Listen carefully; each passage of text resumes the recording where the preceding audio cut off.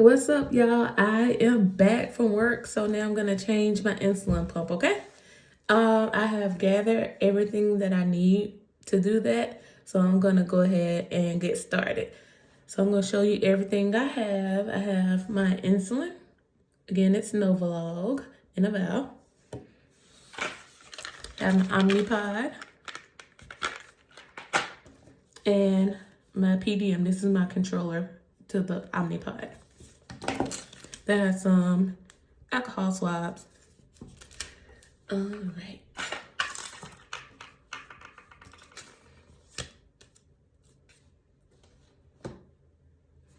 This is me in real time, changing my pump, not editing anything. This is what I usually do when I change my pump. All right, first off, make sure you have clean hands. I take an alcohol swab. You want to clean the cap of the vial.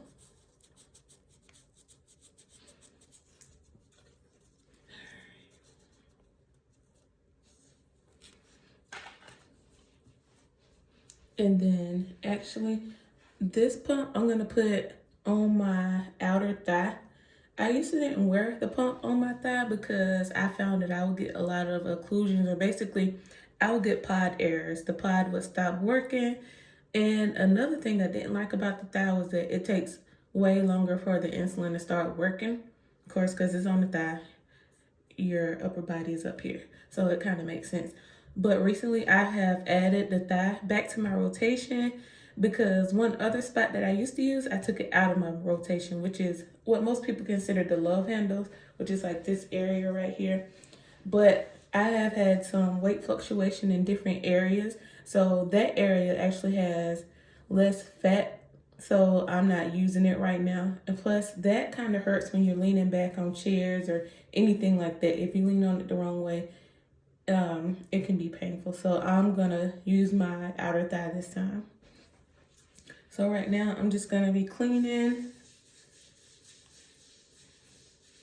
the area where I'm gonna put my pump. And I usually do a couple wipes with the alcohol. I rather clean it more than enough than not enough. And also I clean a larger area than where I think I'm gonna put the pump, just in case I don't put it right where I aim it. I know that the whole area is clean.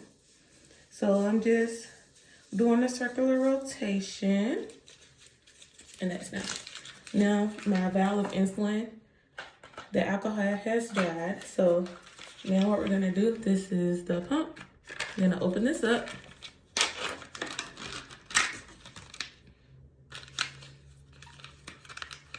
And in here, you have the syringe. It comes in two pieces.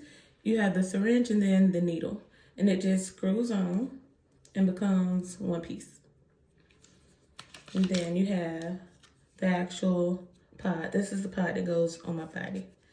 And what I'm gonna do, I'm gonna fill this up with insulin and then I'm gonna inject it into the pump. And so I usually fill about 150 units in here. That's about as much insulin as I use on average. Sometimes I use a little more. It just depends on what's going on. And I put air in my vial because it's easier to withdraw the insulin. So I'm gonna pull back the syringe to 150 units, and that's just air.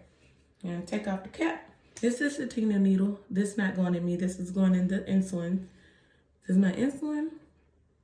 I inject the air, and then I am drawing up the insulin.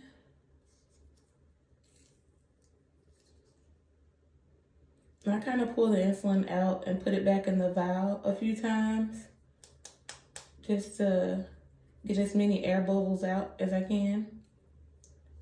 Air bubbles are a no-no.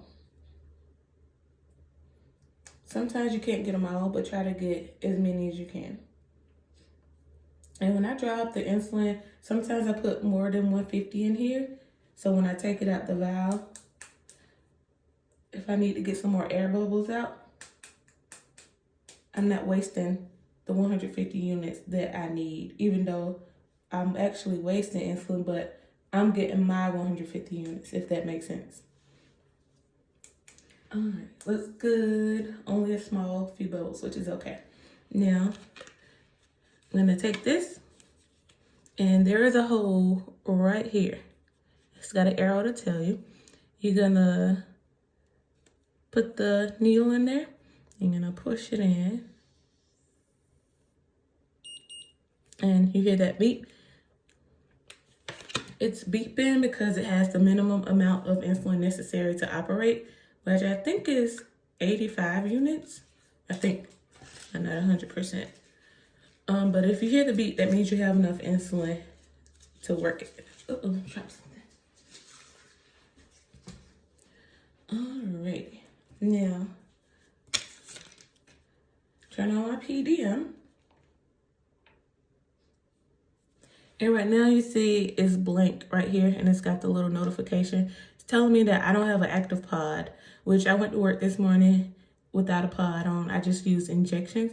So that's why I have this little red notification. So it was just telling me no active pod. So I'm gonna start. So we're gonna click on pod info. It says no active pod. Set up new pod. So that's what we're gonna do. We're gonna click set up new pod. It's gonna tell us fill new pod with insulin. Listen for 2 beeps, then click next. And we did fill it, and we did hear the 2 beeps. So we're good to go. We're gonna click next. And it's communicating with the pod. I usually just set the pod on top of the controller. I'm sorry, I keep chopping my head off. But I usually set the pod on top of the controller or right at the corner of it and make sure it can talk to it. So it's gonna connect. It's searching for it right now. And it found it, so it says communicating with the pod. Show you. Ouch, I hit my head. Can you see that? No, you see the sink. Bad aim. Sorry about that. I'm gonna get the hang of this.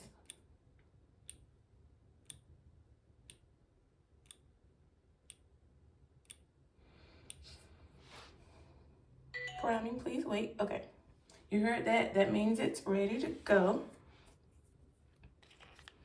So as you can see, the light, it says clean site where pod would be applied, which I already did at the beginning. Record pod site. I always do that so I can remember my rotations. So I'm gonna put, it has a picture of the body. My most recent one was on my abdomen, and I'm doing the same side. When I rotate my sites, I stay on the same side of the body until it's time for me to switch to the next side. So down here, I'm gonna go to the thigh, click that, you see how I highlighted in blue, and I'm gonna say done. And it's telling me remove the tab and check cannula, and then apply the pod to the site. So that's what I'm gonna do right now. 1 second.